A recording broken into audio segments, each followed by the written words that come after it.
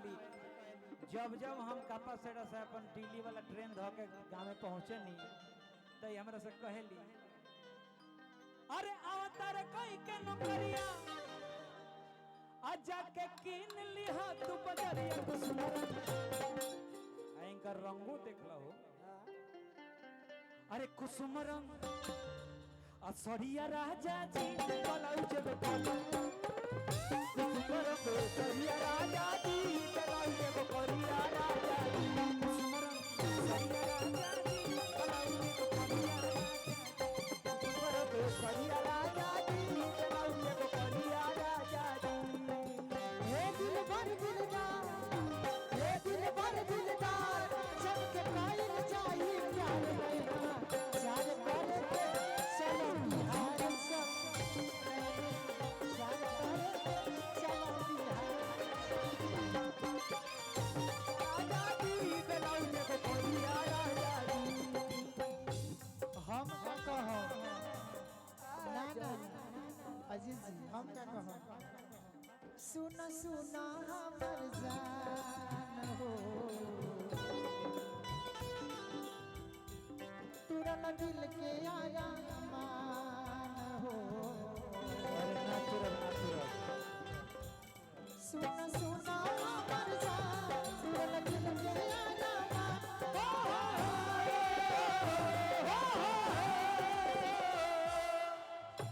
सुना सुना हमर जान तुरन दिल के आया मान बेसरा के मांगे हमके बेसरा के मांगे हमके चिन्हवा शादी बाद हमारा के जमवती पहले लेखा जान बैठे शादी बाद हमारा के जमवती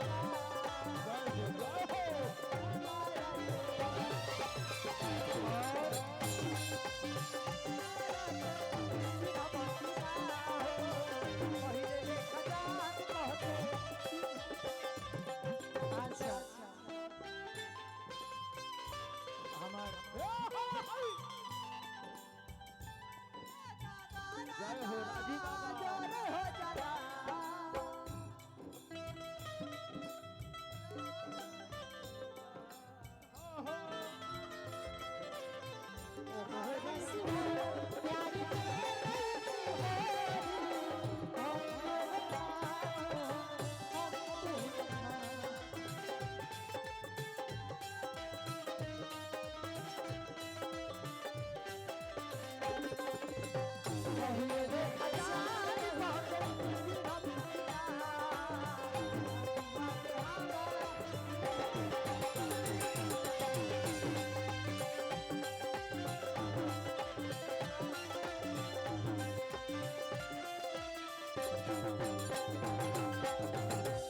जय हो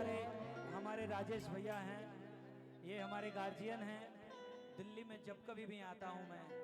हमारे भैया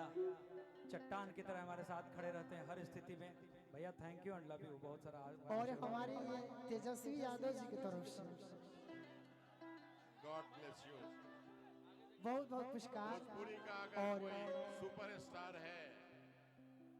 और अगर किसी स्टार का नाम लेते हैं और जिसने भोजपुरी की पहचान बनाने का काम बिहाने बिहाने से शुरू किया, वो अजीत आनंद है, मेरा छोटा भाई। ईश्वर इन पर कृपा बनाए रखें और भविष्य का सबसे सुनहरा सितारा सुपरस्टार अजीत आनंद के लिए जोरदार तालियां एक बार। बहुत बहुत धन्यवाद। थैंक यू भैया, थैंक यू। हाँ बबीता जी, बबलू जी धरी कहाँ थे? कि छोड़िया कमारे बड़ियारी, छोड़िया कमारी बड़ियारी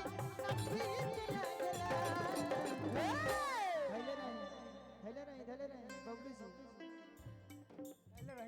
और कहे को मारे पूरबैया चाटा कानवा ये राजा जी, कि मारे पूरबैया चाटा कानवा ये राजा जी, अके कदा से पीही ओरा हवाए कदा से पीही ओरा हवाए राजा जी। देखा तो और हाँ दो चाहे मत दो हमरा याद बा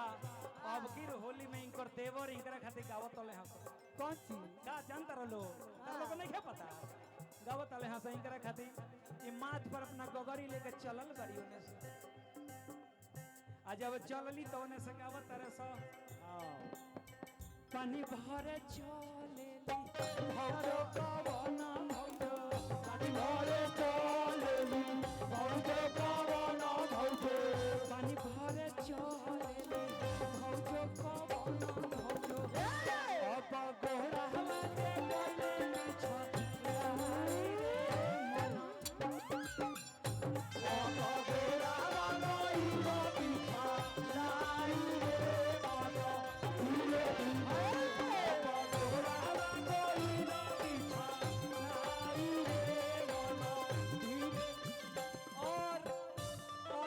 के बाद बबीता जी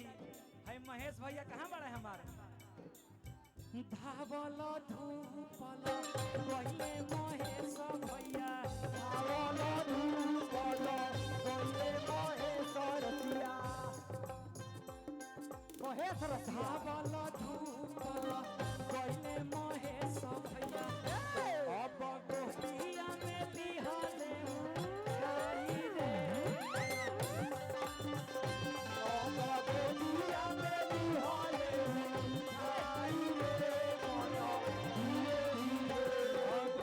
तनिया मनी ये छप रहिया अब गोदिया में लिहाले उठाई रे मना अब गोदिया में लिहाले उठाई रे मना धीरे धीरे ना ना ना ना ना ना ना यही में धैर्य नहीं धन्यवाद बा ये भाई हमारे साहब निरंजन